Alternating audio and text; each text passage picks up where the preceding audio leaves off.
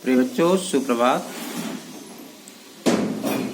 कक्षा 10 में कृतिका के अंतर्गत पाठ 3 साना साना हाथ जोड़ी लेखिका मधु कांकरिया द्वारा लिखित यात्रा वृत्तांत है।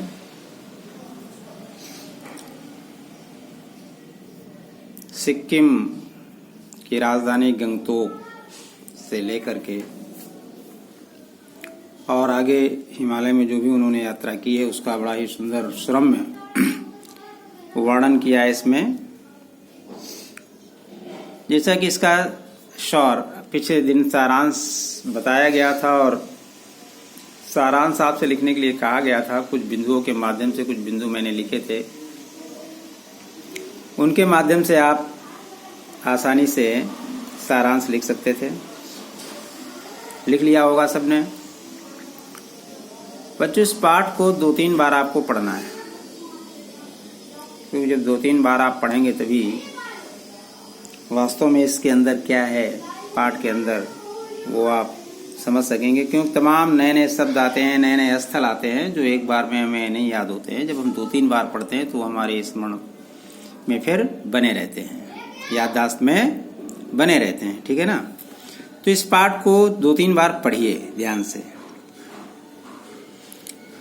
कृतिका के अंतर्गत और इस साल जो बोर्ड ने सिलेबस आपका निर्धारित किया है उसमें आपका अंतिम लेशन है, समापन की ओर है। जैसा कि क्षितिज में गद्य में कोर्स आपका समाप्त हो चुका है, काव्य में भी समाप्त हो चुका है और ये भी आपका तीसरा चैप्टर अंतिम पाठ चल रहा है। ठीक है? तो इसके अंतर्गत आज हम सभी जो पाठ पर आधारित प्रश्न अभ्यास होते हैं उनकी चर्चा करेंगे और 1 से लेकर जितना भी संभव हो सकेगा आगे वो हम प्रश्न आपको समझाते हुए लिख करके लिखने के लिए प्रेषित करते हैं। ठीक है?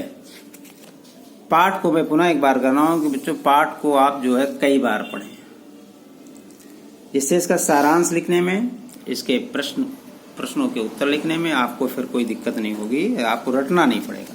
ठीक है ना? तो चलिए,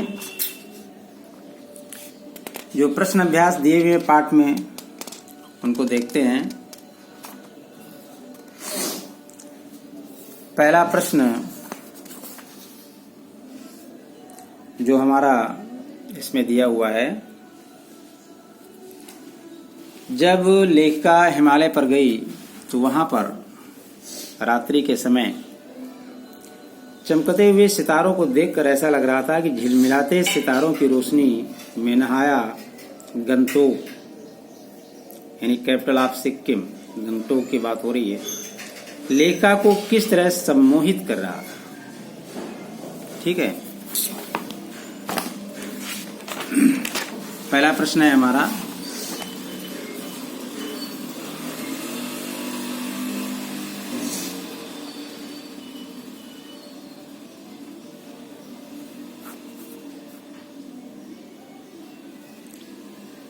कृतिका में पाठ का नाम आप सभी जानते हैं,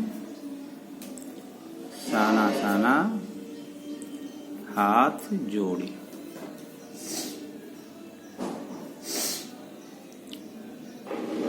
बौद्ध धर्म के मानने वाले वहां के लोग प्रार्थना जो करते हैं उसी के संबंध में ये नाम लिखा हुआ है।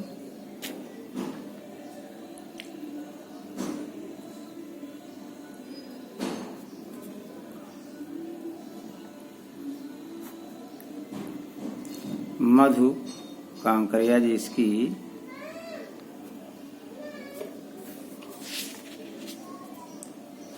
लेखिका हैं।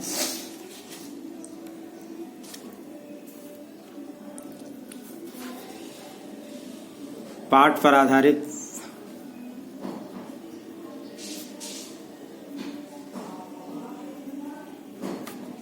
प्रश्न अभ्यास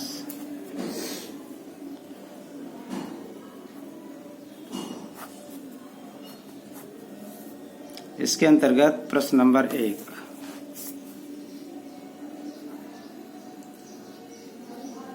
झिलमिलाते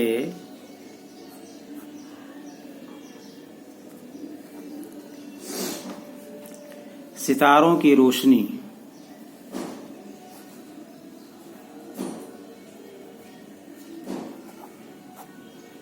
झिलमिलाते सितारों की रोशनी में नहाया गंतोक। लेखिका को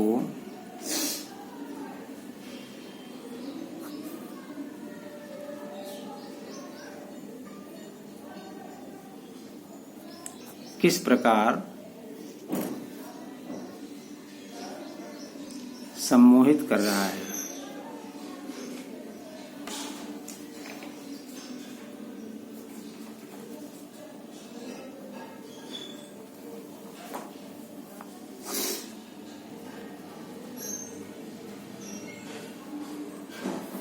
ठीक है।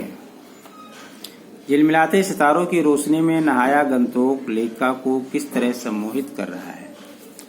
तो बच्चों, जब आप पाठ को पढ़ेंगे तो उसमें पाठ में देखेंगे कि वास्तव में रात्रि के समय सुंदर गंगटोक शहर में जब सितारों की रोशनी पड़ती है, रात्रि में सितारे चमकते हैं, इसको देखकर सभी लोग हैरान रह जाते हैं, दंग रह जाते हैं। झिलमिलाते सितारों की रोशनी में नहाया गंतोक कुछ इस तरह सम्मोहित कर रहा था लेखिका को कि जिसे देखकर लेखिका हैरान थी। झिलमिलाते सितारों की रोशनी में नहाया गंतोक कुछ इस तरह सम्मोहित कर रहा था जिसे देखकर लेखिका हैरान थी, दंग थी। क्यों? उसे लग रहा था कि आसमान उलट पड़ा है, यानी आकाश के सारे सितारे नीचे आ गए, गंतोक में ही आ गए, और सारे तारे नीचे बिखर कर टिमटिमा रहे।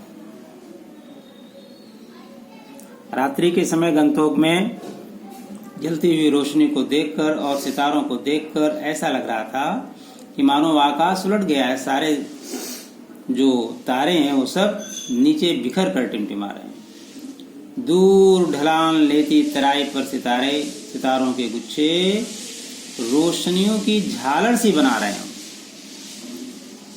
दूर ढाल पर जब दूर से देखा जा रहा था ढलान की ओर, तो ऐसा लग रहा था कि वो जो सितारे हैं आकाश के, उनके जो गुच्छे हैं वो रोशनियों की झालर की तरह यहाँ पर गंगटोक में फैले हुए। ठीक है। इस तरह से गंगटोक रोशनी में नहाया, सितारों की रोशनी में नहाया गंगटोक लेखिका को सम्मोहित कर रहा था। ठीक है। चलिए नेक्स्ट क्वेश्चन देखते हैं।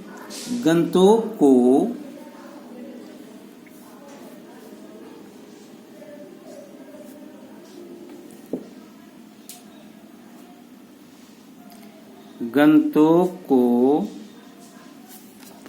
मेहनत कश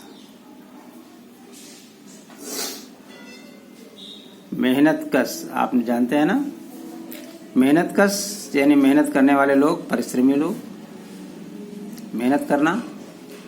मेहनत कश बादशाहों का शहर,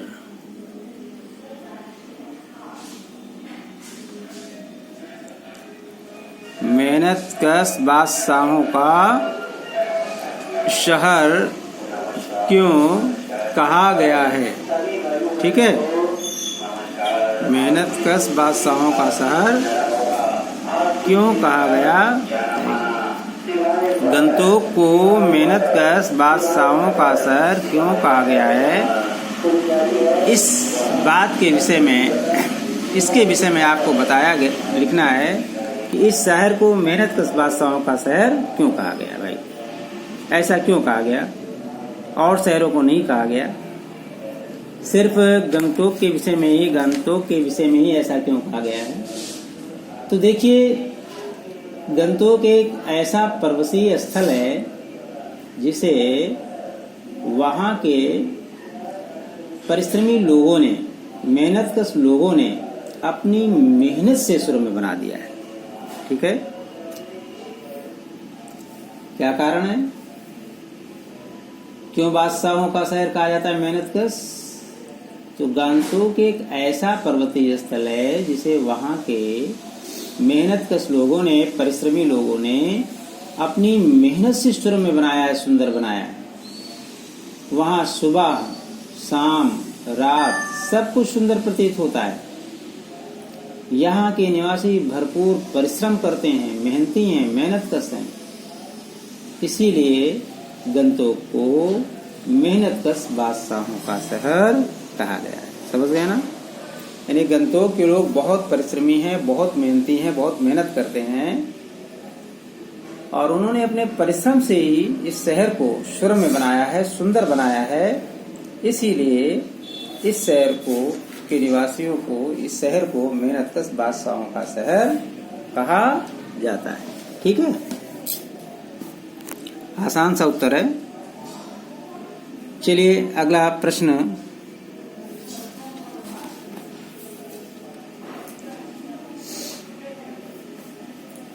प्रश्न नंबर 3, कभी श्वेत तो कभी रंगीन।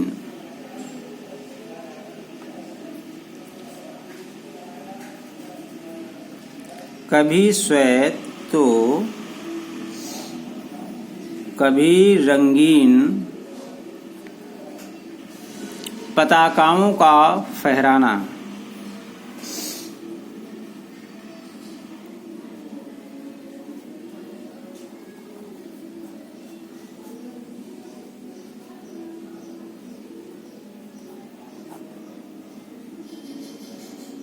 पताकाओं का फहराना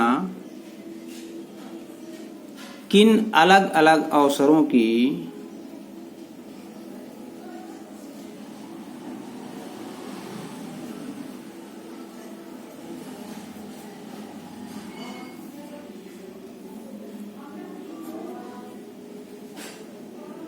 ओर संकेत करता है?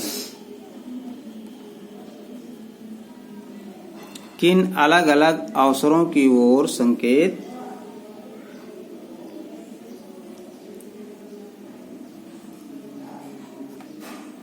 करता है? ठीक है, कभी श्वेत तो कभी रंगीन पताकाओं का फहराना किन अलग अलग अवसरों की ओर संकेत करता है। इसमें आप पढ़ेंगे कि यहाँ पर एक ऐसा भी स्थल है जहाँ पर किसी अवसर विशेष पर श्वेत पताकाएं फहरा दी जाती हैं, और कभी कभी किसी अवसर पर रंगीन पताकाएं फहराई जाती हैं। तो उन अवसरों की ओर आपको संकेत करना है, आपको बताना है ऐसे कौन से अवसर हैं, कब श्वेत पताकाएं फहराई जाती हैं और कब रंगीन पताकाएं फहराई जाती हैं। इसके संबंध में आपको बताना है। ठीक है ना? कभी श्वेत तो कभी रंगीन पताकाओं का फहराना किन अलग अलग अवसरों की ओर संकेत करता है। ठीक, तो देखिए,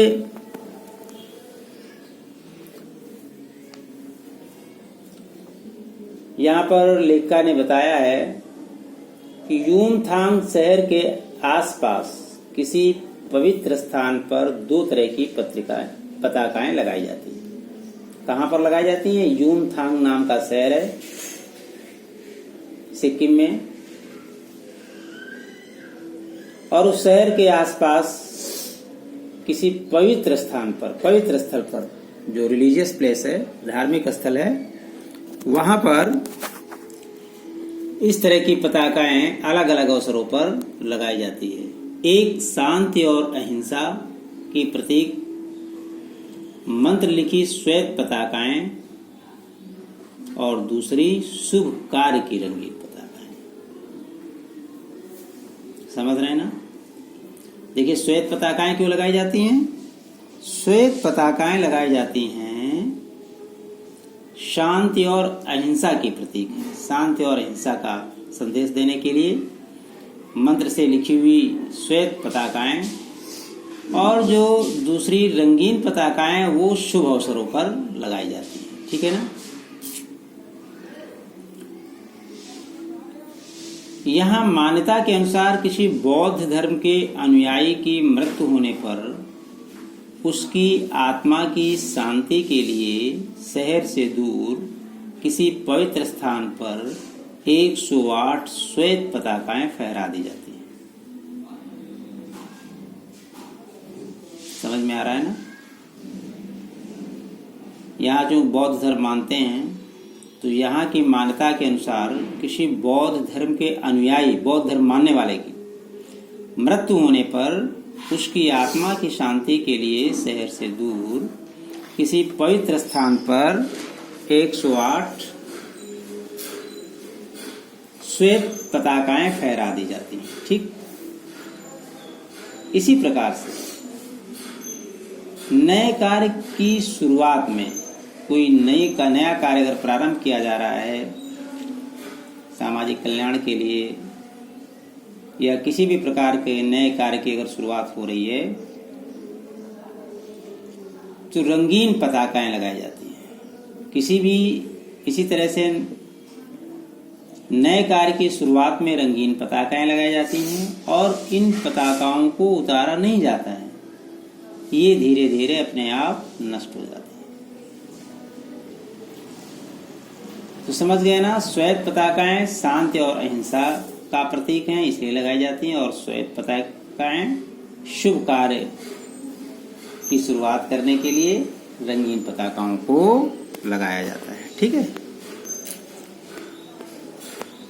चलिए अगला प्रश्न इसी में लेते हैं। प्रश्न नंबर 4।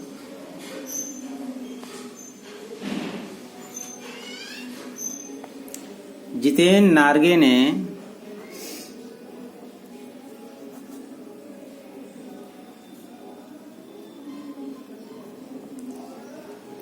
लेखिका को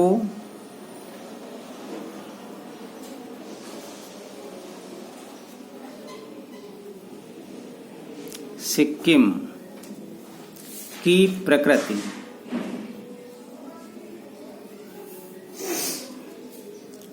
वहाँ की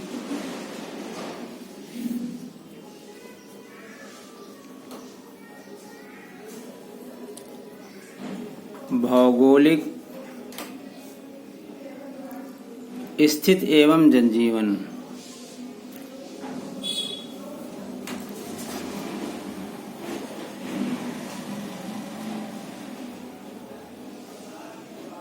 के बारे में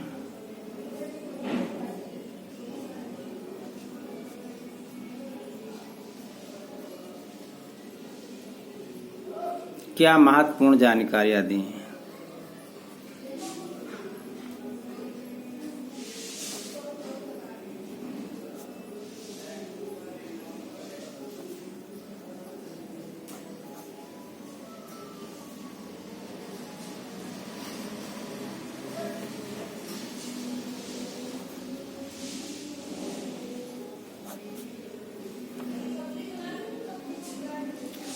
जितेन नार्गे ने लेखिका को सिक्किम की प्रकृति, वहाँ की भौगोलिक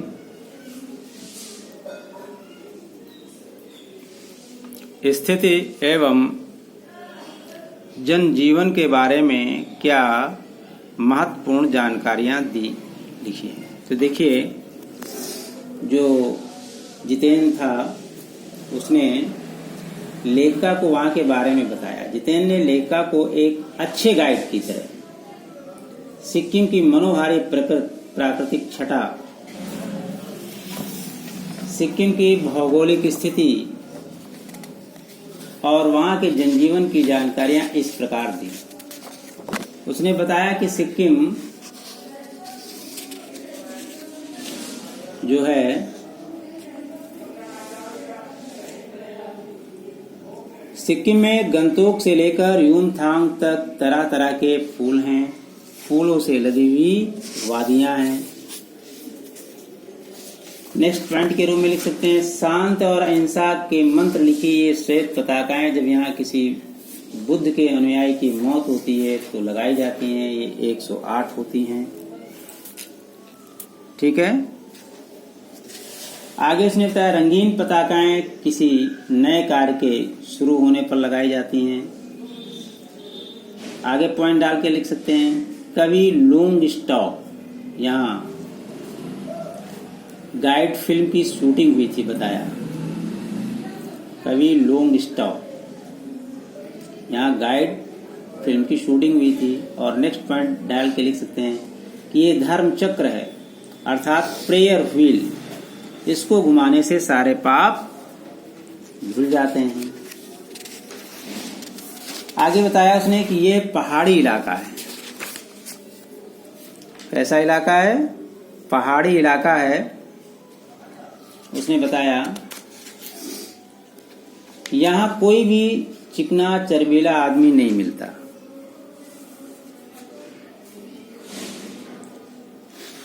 नार्गे ने उत्साहित होकर के कटाओ के बारे में बताया। कटाओ हिंदुस्तान का स्विट्जरलैंड है। यूमथांग की घाटियों के बारे में बताया कि बस 15 दिनों में ही देखिएगा पूरी घाटी फूलों से इस कदर भर जाएगी कि लगेगा फूलों की सेज रखिए। ठीक है। तो इस तरह से नार्गे ने